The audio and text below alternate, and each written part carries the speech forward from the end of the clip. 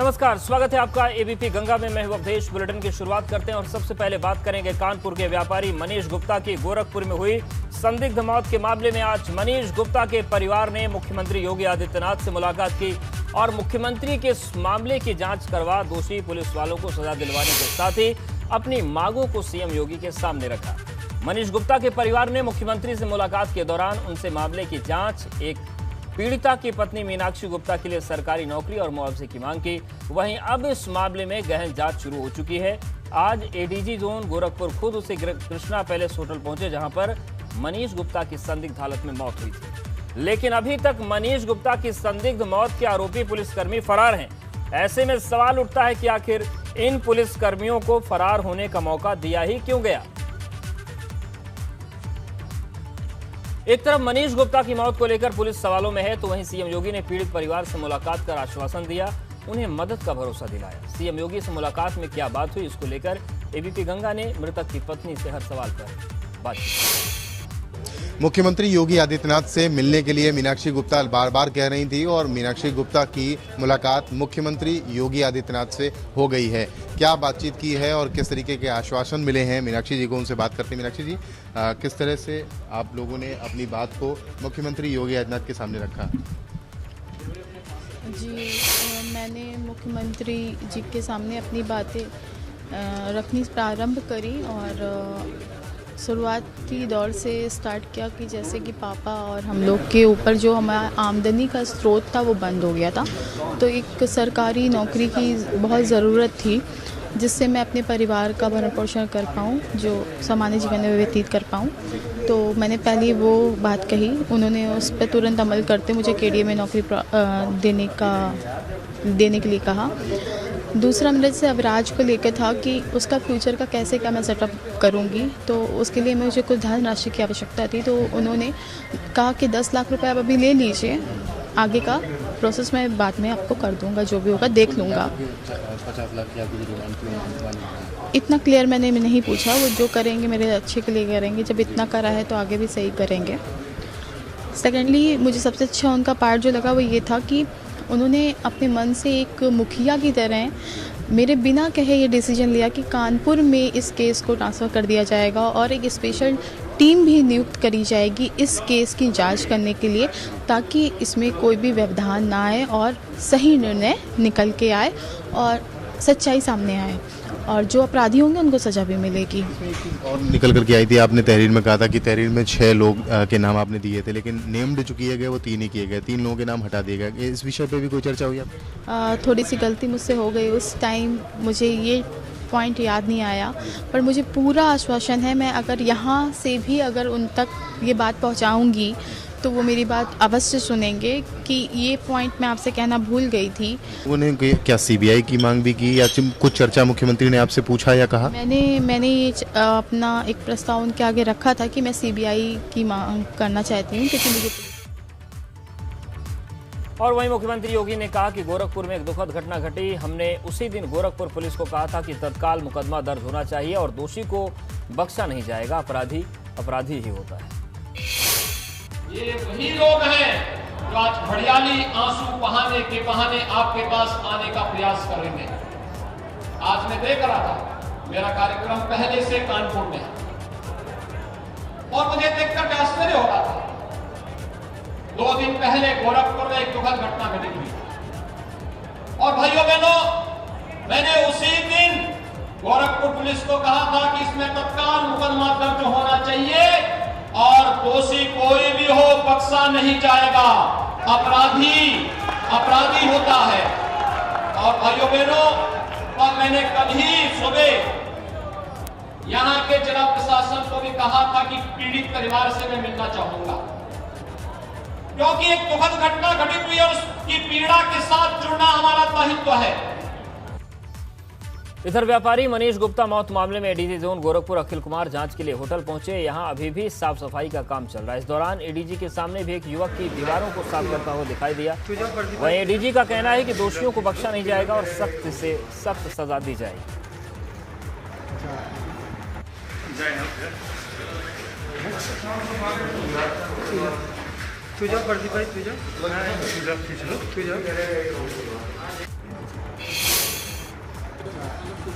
नहीं, मेरी तरफ से नहीं, एसएसपी ने क्राइम ब्रांच को टीम दे दी गई है और हमने यही कहा है कि इसको थोड़ा और सुदृढ़ करें, एक एसआईटी टाइप का बनाएं।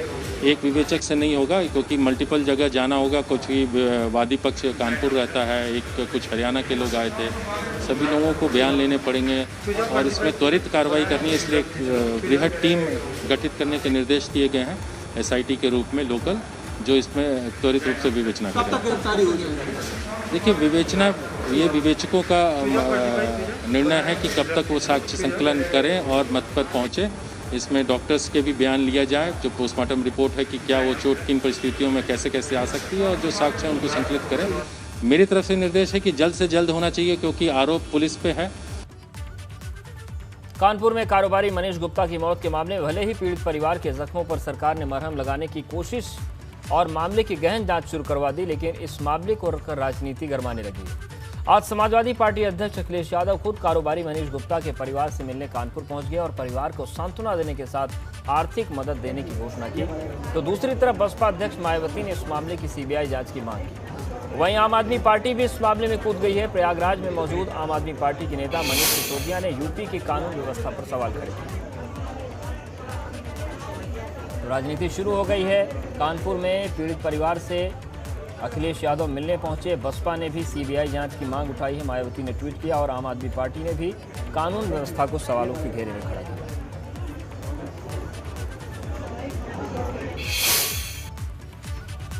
अखिलेश यादव ने पीड़ित परिवार से मुलाकात के बाद कहा कि इस मामले की न्यायिक जांच होनी चाहिए। उन्होंने कहा कि सपा पीड़ित परिवार को 20 लाख रुपए की मदद देगी। अखिलेश यादव ने कहा कि समाजवादी पार्टी पीड़ित परिवार के साथ है।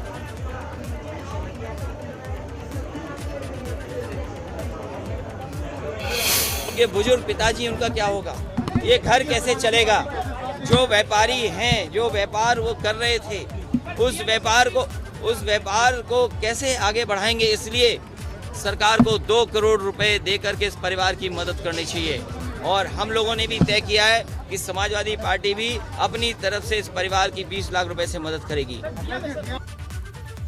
और बलात्कार के आरोप में जेल में बंद बसपा सांसद अतुल राय की मदद करने वाले सीओ अमरेश सिंह बघेल को आज वाराणसी कोर्ट में पेश किया गया, जिसके बाद मामले की सुनवाई करते हुए कोर्ट ने गिरफ्तार सीओ अमरेश सिंह बघेल को 14 दिन की न्यायिक हिरासत में भेज दिया है।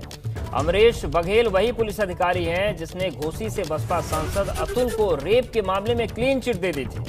अमरेश बघेल पर आरोप है कि उसने अतुल राय की रेप केस में मदद की। बघेल भी बसपा सांसद अतुल राय के खिलाफ दुष्कर्म मामले की जांच कर रहे थे, लेकिन बाद में अमरेश बघेल ने इस केस में जांच कर राय के खिलाफ मामला खत्म कर दिया और इसके बाद जांच में उनकी भूमिका संदिग्ध होने पर 30 नवंबर 2020 को शासन ने निलंबित कर दिया। अतुल राय एक व्यक्ति, अतुल राय सांसद हैं, उन्हीं के ऊपर एक मुकदमा कायम हुआ रेप का। उसी में इन्होंने भी एक मिसलिनियस एप्लीकेशन की जांच किया था।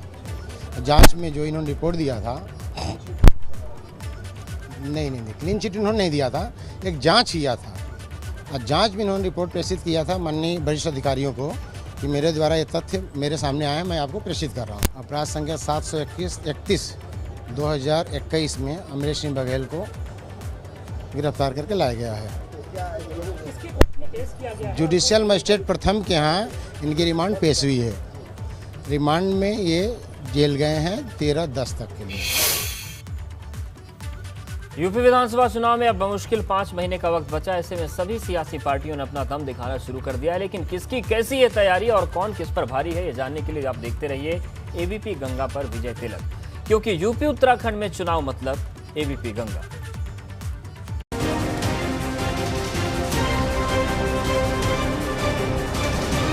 विजय तिलक।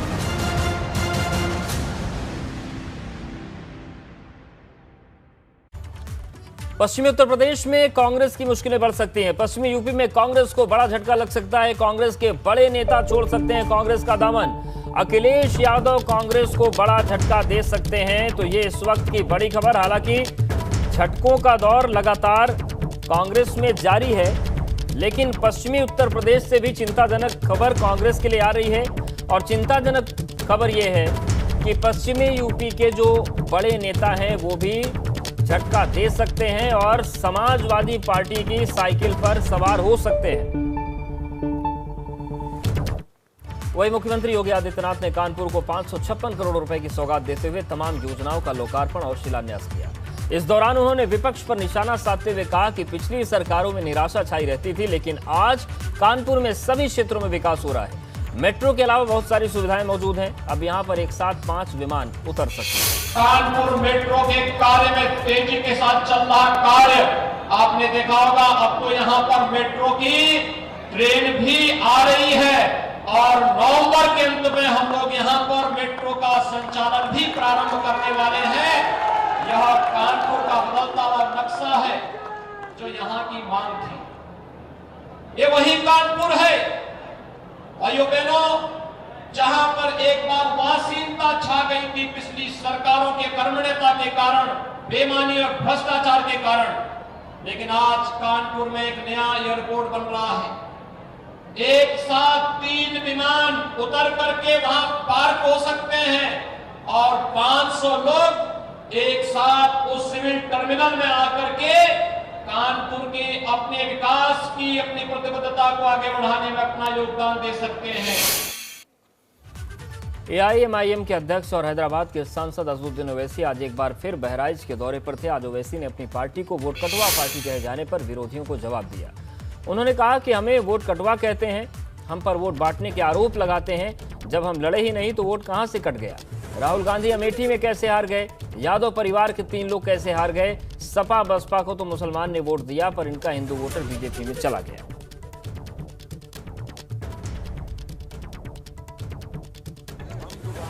हमारी शिवपाल साहब से मुलाकात होगी जी और वो हमको बताएंगे कि क्या हुआ क्या नहीं हुआ। हम कल मिले उनसे, जिसमें ओम प्रकाश राजभर साहब भी थे, चंद्रशेखर साहब भी थे, हम भी थे। और जाहिर है उत्तर प्रदेश के मौसम के बारे में बात नहीं हुई जी। हम इतना ही कहेंगे कि दोबारा हमारी मुलाकात होगी एक 8-10 दिन में, तो तफसील आपको बताएंगे। उत्तर प्रदेश विधानसभा चुनाव की तैयारियों में जुटे प्रतापगढ़ के कुंडा से विधायक और जनसत्ता दल के अध्यक्ष रघुराज प्रताप सिंह उर्फ राजा भैया इन दिनों जनसेवा संकल्प यात्रा निकाल रहे हैं। आज राजा भैया की यात्रा कानपुर देहात पहुंची, जहां रनिया क्षेत्र में पार्टी कार्यकर्ताओं ने राजा भैया का जोरदार स्वागत किया। हालांकि इस दौरान कुछ देर के लिए राजा भैया की पार्टी के कार्यकर्ता बेकाबू भी हुए और थोड़ी देर में सभा को संबोधित करने के बाद राजा भैया मंच से चले गए। कानपुर के बाद राजा भैया की यात्रा जालौन पहुंची। रघुराज प्रताप सिंह उर्फ राजा भैया ने ऐलान किया है कि उनकी पार्टी जनसत्ता दल 100 से अधिक सीटों पर चुनाव लड़ेगी।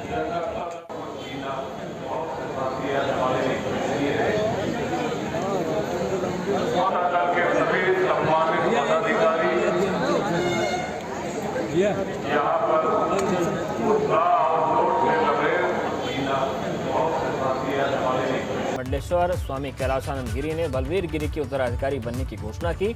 साथ ही उन्होंने बताया कि 5 सदस्यों के जिस बोर्ड का गठन किया है वो मठ की मर्यादा बनाए रखने के लिए काम करेगा। निरंजनी अखाड़े के आचार्य महामंडलेश्वर स्वामी कैलाशानंद गिरी ने बलवीर गिरी के उत्तराधिकारी बनने की घोषणा की। वहीं बलवीर गिरी के ऊपर किसी तरह का कोई आपराधिक मामला होने के सवाल पर स्वामी कैलाशानंद ने कहा कि अगर ऐसा होता है या जांच में बलवीर गिरी दोषी पाए जाते हैं तो परंपरा के अनुसार उन पर कार्रवाई की जाएगी। आपको बता दें कि महंत नरेंद्र गिरी ने अपनी वसीयत में भी अपने शिष्य बलवीर गिरी को बाघंबरी मठ का उत्तराधिकारी घोषित किया था और मठ की परंपरा के मुताबिक ही वसीयत में बलवीर गिरी का नाम होने की वजह से बलवीर गिरी को उत्तराधिकार सौंप दिया गया। प्रयागराज में बाघंबरी मठ के लिए बलवीर गिरी को उत्तराधिकारी घोषित किए जाने के बाद आचार्य महामंडलेश्वर कैलाशानंद गिरी ने महाराज ने एबीपी गंगा से बातचीत की। सुनिए। बाघंबरी मठ के लिए बलवीर गिरी जी का नाम फाइनल हो गया है, वो गद्दी के अब उत्तराधिकारी होंगे। हमारे साथ बातचीत करने के लिए निरंजनी अखाड़े के आचार्य महामंडलेश्वर कैलाशानंद गिरी जी हैं, उनसे हम बातचीत करते हैं। महाराज जी घोषणा कर दी है या अभी कुछ औपचारिकताएं बाकी है? नहीं, हमने औपचारिक घोषणा कर दी है और 5 अक्टूबर को पूज्य ब्रह्मलीन नरेंद्र गिरी जी महाराज की सोड़सी है, उसमें उनकी चादर विधि होगी, उसमें उनकी महंताई होगी और उस दिन के बाद वो पूर्ण रूपेण विधि सम्मत वो बाघंबरी मठ और बाघंबरी गद्दी लेटे हनुमान जी के महंत होंगे। क्या ये प्रक्रिया है या फिर जो वसीयत में महंत जी ने उनका नाम लिखा था उसके अधीन रहकर ये काम किया अखाड़े ने, या फिर ये आपकी परंपरा चली आ रही है इसी तरह से आप गद्दी किसी को सौंप? दोनों बात है, दोनों बात है। हमारी परंपरा भी है क्योंकि हम किसी न किसी गिरी को वहाँ का महंत बनाते और पूज्य नरेंद्र गिरि जी महाराज की इच्छा भी थी, उनकी कामना भी थी। तो उन्होंने अपनी इच्छा समाज के सामने प्रकट भी किया है और रजिस्टर्ड वसीयत भी किया है। तो उस रजिस्टर्ड वसीयत को भी ध्यान में रखा गया और परंपराओं को भी ध्यान में रखा गया। तो इसलिए बलबीर गिरि जी को वहाँ का महंत बनाने का हमने निर्णय लिया और हमारे पंच ने यह तय करके मुझसे जो है वो विधिक निर्णय लेकर के हमसे औपचारिक घोषणा कराई। गद्दी के लिए औपचारिकताएं होती हैं हमारी सनातन धर्म की प्रक्रिया के लिए, क्या उस पर भी पूरा खड़ा उतरे हैं या कुछ चीज़ें हैं जो उनको कहा जाएगा, क्या रहेगा उसमें? बिल्कुल, अभी हमारी उनसे बहुत सारी, वैसे तो वो 2004 में उन्होंने संन्यास ले लिया है, हमारे अखाड़े के अच्छे महात्मा हैं, कर्मठ हैं, पर मैं ज़रूर ये चाहूँगा कि उनसे विधि सम्मत हम उनसे बात करें, हमारा पंच उनके साथ बात करें कि महाराज आप एक बहुत बड़े सम्मानजनक मठ के महंत होने जा रहे हैं, एक लेटे हनुमान जी की प्रतिष्ठा का एक उत्तरदायित्व आपके ऊपर आ रहा है। तो इसलिए पूर्वांचल में नहीं, अपितु पूरे भारत में लेटे हनुमान जी तीर्थराज प्रयाग का बहुत बड़ा सम्मान है। तो उस सम्मान की क्षति कभी ना हो महाराज, और भारतीय संस्कृति का कभी अपमान ना हो, भारतीय संस्कृति का कभी नुकसान ना हो। आचार्य महामंडलेश्वर कैलासानंद गिरि जी जिन्होंने पूरी तरह से बताया कि गद्दी पे जो बैठेगा वो किस तरह से आगे काम करेगा और उसके लिए कमेटी का गठन भी किया गया ताकि पूरी तरह से गद्दी के संचालन को विधिवत रूप से आगे चलाया जाए। हरिद्वार से मैं कृष्ण के साथ पंकज राणा, एबीपी। और इस बीच बड़ी खबर लखनऊ से आ रही है। जेल में मोबाइल फोन इस्तेमाल करते पकड़े जाने पर अब सजा और जुर्माना होगा। प्रिजन्स एक्ट 1894 के प्रावधान में संशोधन कर व्यवस्था लागू की गई है। नई व्यवस्था है, मोबाइल फोन का प्रयोग करने वाले बंदियों को 3 से 5 साल तक की कठोर सजा हो सकती है और बंदियों से 20 से 50 हजार रुपए तक जुर्माना वसूला जा सकता है, उन पर अर्थदंड लगाया जा सकता है। और व्यवस्था लागू होने से जेल परिसर में mobile phone, wifi, Bluetooth, computer, laptop, tablet का प्रयोग नहीं किया जा सकेगा। यूपी चुनाव के मद्देनजर आम आदमी पार्टी भी पूरा जोर लगा रही है। इस सिलसिले में आज दिल्ली के डिप्टी सीएम मनीष सिसोदिया और यूपी में आम आदमी पार्टी के प्रभारी और राज्यसभा सांसद संजय सिंह प्रयागराज पहुंचे थे। यहां पर उन्होंने उत्तर प्रदेश की शिक्षा को लेकर निशाना साधा। उन्होंने कहा कि यूपी में स्कूली शिक्षा से लेकर विश्वविद्यालय तक की शिक्षा बदहाल है, यहां शिक्षकों की भारी कमी है और यहां की सरकार ने शिक्षा का बजट भी कम कर दिया है।